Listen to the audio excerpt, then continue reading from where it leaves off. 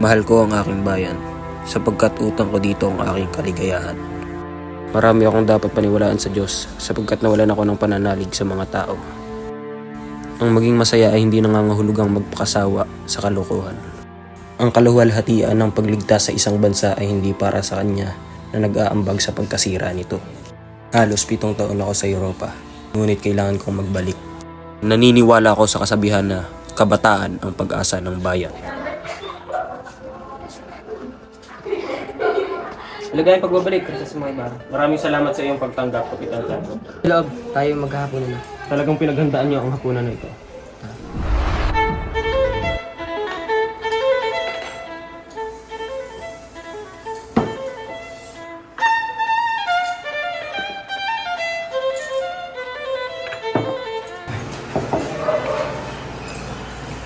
Mukhang kay sarap naman ang iyong inihanda, Kapitan Tiago.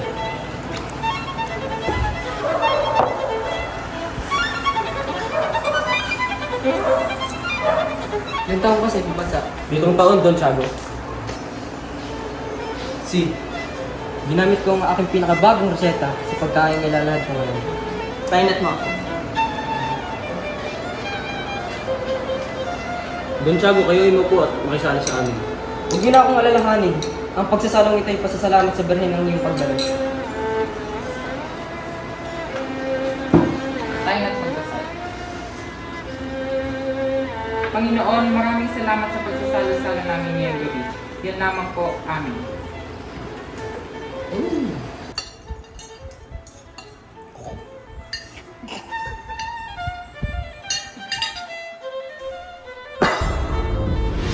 Crisostomo, gaano ko nga ulit katagal sa ibang bansa? Halos 7 taon ho. Kung gayon, marahil nakalimutan niya ng Pilipinas. Hindi po. Ako marahil makalimutan ng aking bayan. Lagi ko namang maalala ang aking lupang sinilangan. Ano ang masasabi mo sa mga bansang iyong napuntahan na? Lamang ho ang aking masasabi. Ang kaginhawaan at kahirapan ng ating bayan ay kaugnay ng kanilang kalayaan at kagipitan. Sa dinami-dami ng bansang napuntahan mo, iyan lamang bang natutunan mo? Tila nagsaya ka lamang ng kwarta sa iyong paglalakbay. Kahit isang batang pasitay, anong sinasabi mo? Pagpauminhin niyong lahat na inakala ni Padre Damaso na ako'y musmus pa rin kagaya ng aming dating madalas na pagsasalo ng aking ama sa aming kailatang hapag. Sige ho, Don Santiago, maraming salamat ho sa inyong pag-imbita sa inyong pagsasalo, ngunit kailangan ko na hulubiban. Ngunit paparating pa lang si Maria Clara. Ako po ay magbabalik kinabukasan upang makita si Maria Clara. Paalam po. Sige, Iha, mag-ingat ka. Ganyan talaga ang epekto ng pag-aaral ng isang Indio sa ibang bansa. Sila'y nagiging mayabang dahil akala may napakarunong na. Kung ako ay masusunod, dapat ipagbawal ng pamahalaan ng pag-aaral ng isang Indio sa ibang bansa dahil sa masamang epekto nito.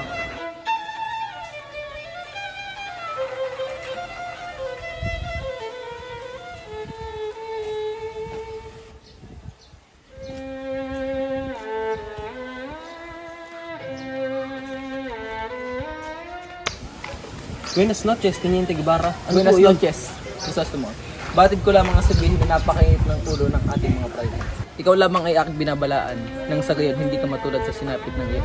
Teniente, maaari mo po bang ikwento ang nangyari sa akin? 1, 2, Ito ang dokumento ay parating sa simbahan sa lalo madaling panahon. 4. Ito, Oh, tingnan mo, tanda-tanda na date na marunong magpasabi.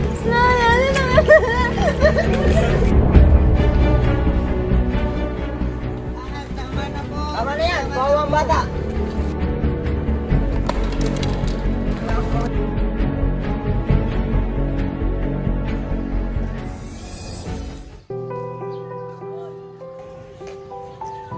Tao po. Tao po. Oh, Crisostomo, ikaw pala. Tao po. Nandyan po ba si Maria Clara? Oo, nandyan. Kamusta ka na? Okay, ayos naman ho. Saglit, tatawagin ko lamang siya. Maria? Maria Clara? Maria, nandito nang matagal mong hinihintay. Sino iyon? Nandito si Crisostomo, pamakita ka. Crisostomo!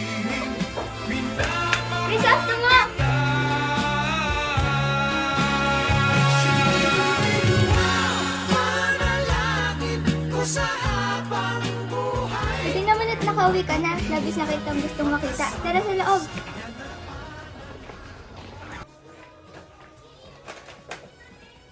Salamat sa pagpapahalaga mo sa aking liham na ibinigay ko sa iyo bago ako umalis ng bansa. Oo naman, isa ito sa mga pinakamahalagang bagay na aking pagmamayari. Hindi ko ito malilimutan. Alam na aking mahal na Maria Clara at bibistahin ko na ang aking libingan ng aking ama. Sige, mag-iingat ka. Paalam.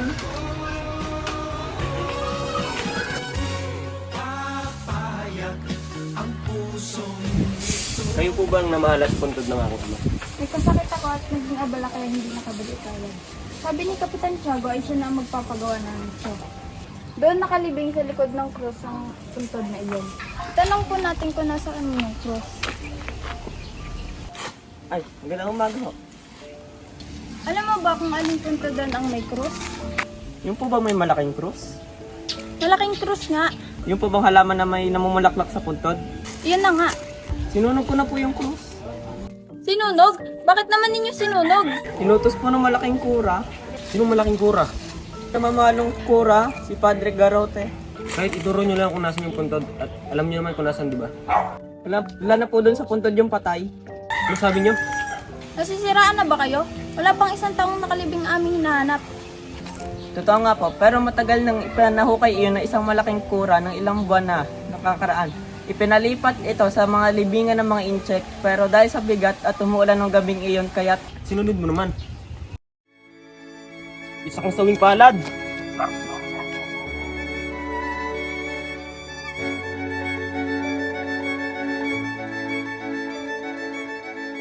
Aliyuan mo sa aking ama.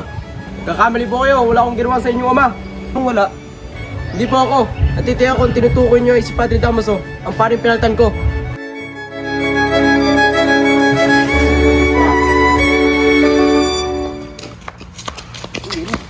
Nandiyan ka lang pala, Basilio. Magkano ang susulduin mo ngayong buwan na ito? 2 piso. Pinagulta ako ng 3. Tara, magpahinga muna tayo. Sige.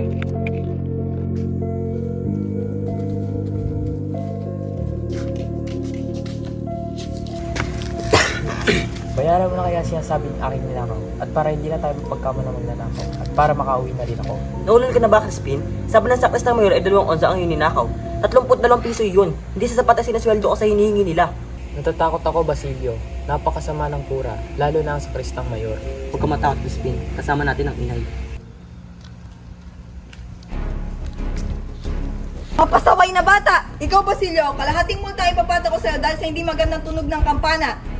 Ngunit may pahintulot na kami. Inintay kami ni inay sa ikawalo.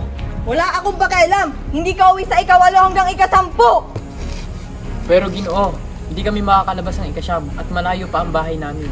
At sumasagot ka pa? Etong sa'yo! Tama na po. Tama na po, huwag niyo po sakta si Crispin! Huwag mo akong pigilan! Kaka, huwag mo akong iwan. Papatay na ko.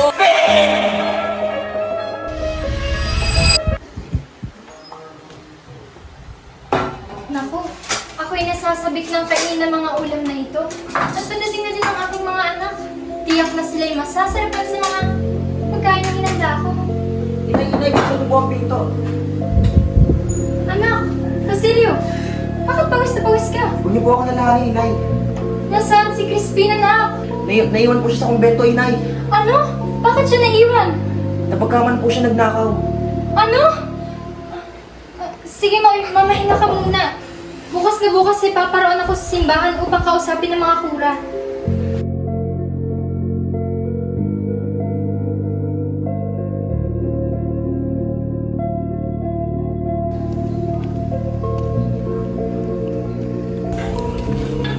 Ano ang pakol mo dito, Ale? Nais ko lamang po sanang makausap ang kura. Dahil kahapon pa hindi nauwi ang aking anak, si Crispin. Crispin, ikaw pala ang ina na magnanakaw. Hindi na nahiyayang anak mo. Nagawa pang tumakas kahit sa'yo nagnakaw na. Haha, bakit pa nga ba ako nagtataka? Kita naman sa itsura ng ina ang ugaling magnanakaw ng anak. Hoy babaeng hindi kagandahan. Kahit mahirap kami, pinalaki ko ng maayos ang aking mga anak na hindi nagawa ng magulang mo sa iyo. Tama nga ang sabi nila. Kahit anong halaga ng pera, ay hindi mapagbibili ng ugaling parang basura. Che!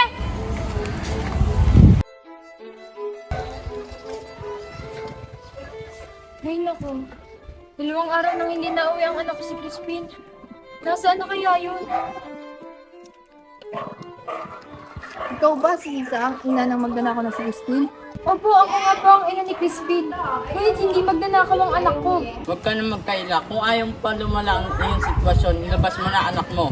Ngunit senyor, ilang araw nang hindi nauwi ang anak ko. Gano'n na ibayaran mo na lang ang kanyang ninakaw. Ngunit senyor, kahit kami ho ay mahirap, hindi kaya ng mga anak ko ang magnakaw. Kasinungalingan! Kung hindi mo babayaran ang ninakaw ng iyong anak, ikaw na lang aming ikukulong! Ano ba? Bitawan mo ako. Parang awa niyo na po. Palayain niyo na ako. Hindi magnanakaw ang mga anak ko. Manahimik ka! Anong nangyayaring kaguluhan rito?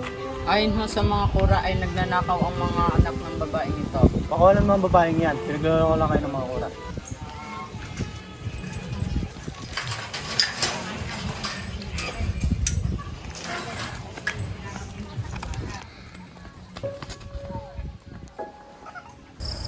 Crispin?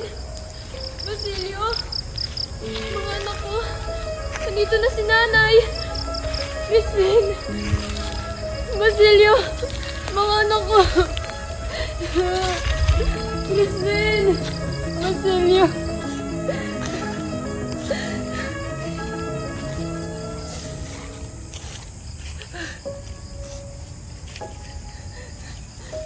Crispin! Basilio! Mga anak ko!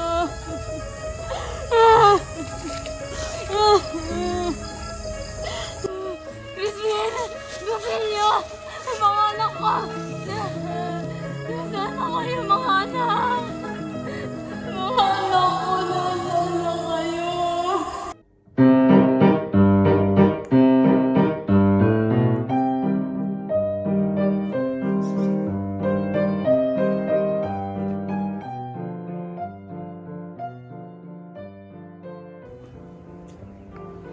Nariyan po pala yung Ginoo. Ay, nabala ko ata kayo. Halikat maupo ka.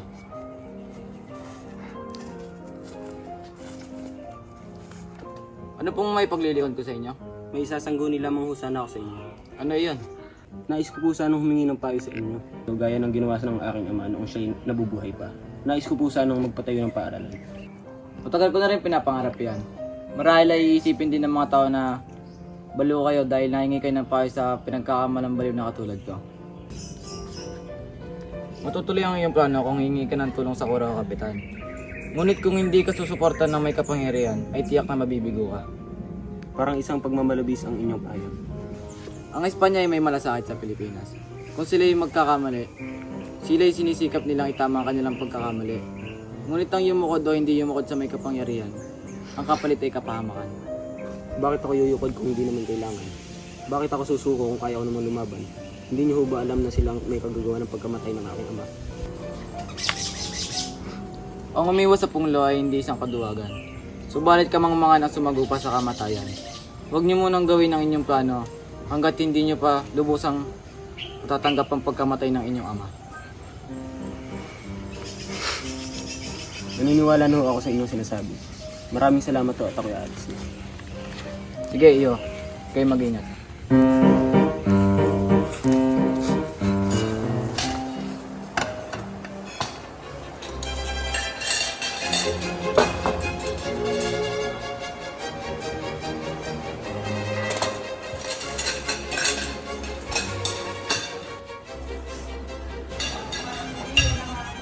Buenas tardes, mamamayang San Diego.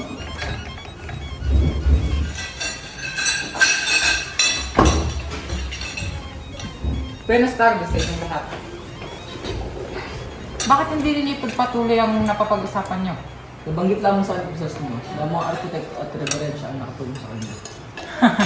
Nakatawa talaga ang mga taong kumukuha ng serbisyo mula sa mga arkitekto.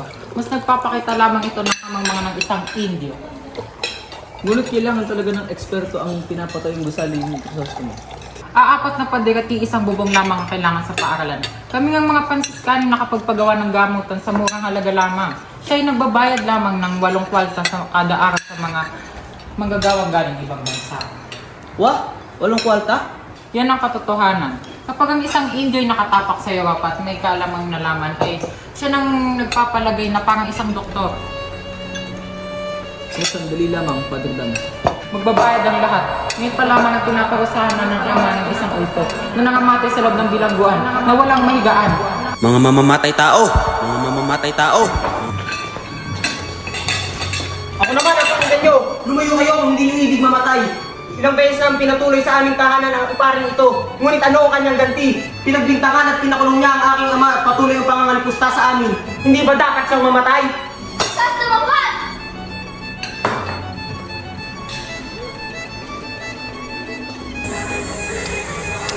Ang mga Indio na ito, hindi man lang marunong magbigay pugay sa atin. Diborsyo! Kasi nga ng sombrero ang mga Indyong ito. Ngunit, baka ako'y gantihan nila. Hay nako, tayo nakakaangat sa kanila. Kaya dapat silang magbigay pugay sa atin. Tayo humayon na, walang mangyayari kung tayo magtatagal pa rito. Aba, bakit ganyan ka makatingin sa akin? Naiingit ka ba marahil? Ako? May inggit sa'yo? Sa bagay, kaingit-ingit naman yung tuyot mong buhok. Aray! Bitawan mo nga kung babae ka! Aba, ang lakas ng iyong loob sabihin niyan ah! Tigil niyo na yan! Halika na! Huwag kang makialam! Nararapat lamang bigyan ng leksyon ng babae niyan. Hoy babae, kilalanin mo ang iyong kaharap. Aba, Excelentasima Senyora Pupot, ang mga Alvarez ay hindi nakakapasok. Natural lamang ang mga pilantod ang maaari. Haha, hoy! Nahiya ako makipag-usap sa inyo. Baka gusto mo ako ipaglaba, magbabayad ako kahit magkano. Aba, hinahamon mo talaga ako? Ulitin mo ang sinabi mo. Alam mo kung sino? Bakit? Ano ka ba? Asawa ko ng Alvarez at ikaw. Asawa ka ng ano? Asawa ka ng isang pilantod. Wala ka talagang galang. Labandera ka lamang. At ikaw ay isang mapagpanggap na donya. Labandera! Tama na yan! Halika na, Victorina! Mapagpanggap na donya, umalis ka na. May araw ka rin. Maghihintay ako. Isang baliw, nasan ka na? Anak! Basilio!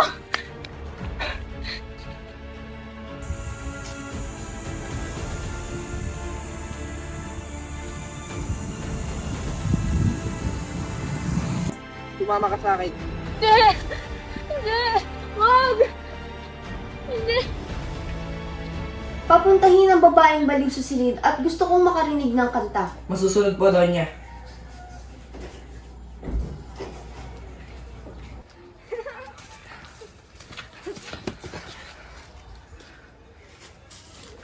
What is you doing? You have sing for me.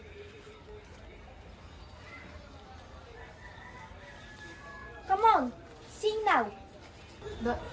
Bahay, kubo, kahit munti, ang halaman doon ay sari-sari, singkamas. Tama na. Nakakarindi ka na. Ay! Marunong pala magtagalog.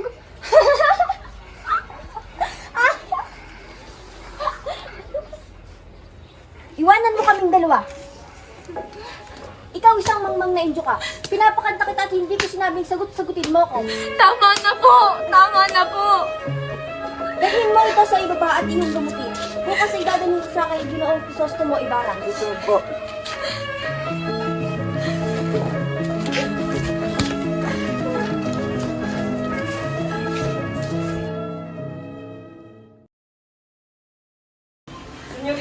Senyor Ibarra!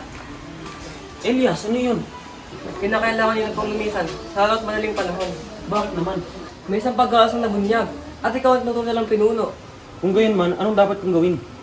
Inyo pong sunugin ang inyong mga papeles at tayo tatakasan sa kabilang banda ng lawa.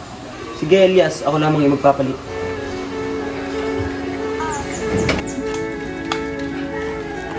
Bitin natin at siguradong inaabot ng Guardia Civil. Ay sila yung pinuno ng traidor!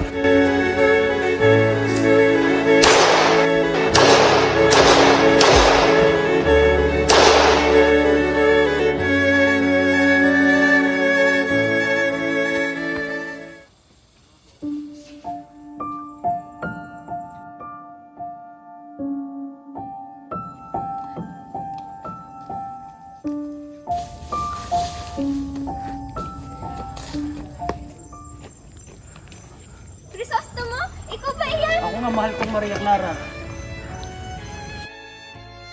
Nangako ako na paliligayahin kita at naririto ako ngayon para tuparin iyon. Ngunit ikaw ang hindi tumupad sa ating sumpahan. Hindi kita masisisi dahil ang kinikilala kong ama ay hindi ko tunay na ama.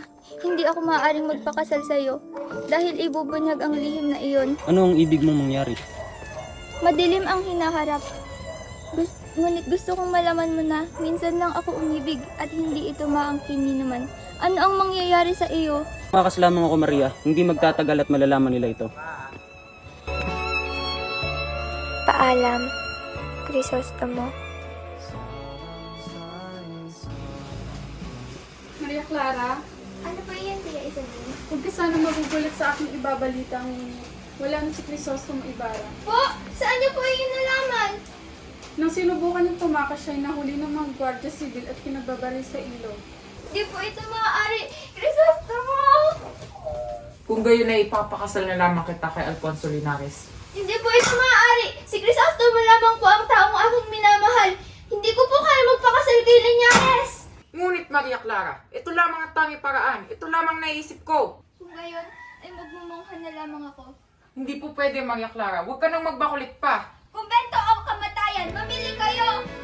Ama namin, kami inyong ilayo sa aming mga kasalanan, ngayon at kung kami mamatay man. Amen.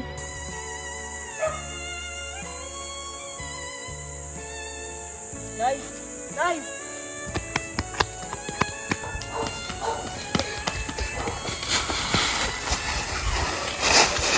Nay, ako po si Basilio, ang inyong anak. Anak! Basilio, ikaw ba yan? Nay! Gising po, Nay! Nay! Sino ang babaeng iriyan? Siya po si Sisa, aking inay. Pakinggan mo ang aking sasabihin. Dahil hindi katagal, at ako kayo mamatay na rin. Sunugin mo ang bangkay ng iyong ina kung walang darating na sino man. Hukayin mo ang gintong ibinaon ko at gamitin mo ito sa pag-aaral.